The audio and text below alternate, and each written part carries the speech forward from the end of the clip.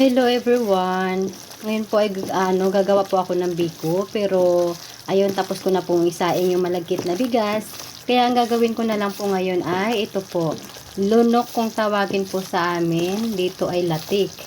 Ito po yung proseso kung paano po natin gagawin ang latik.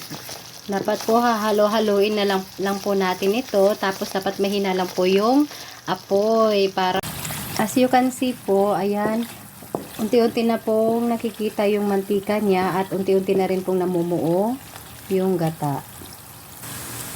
Ayan na guys, malapit na siyang magluto.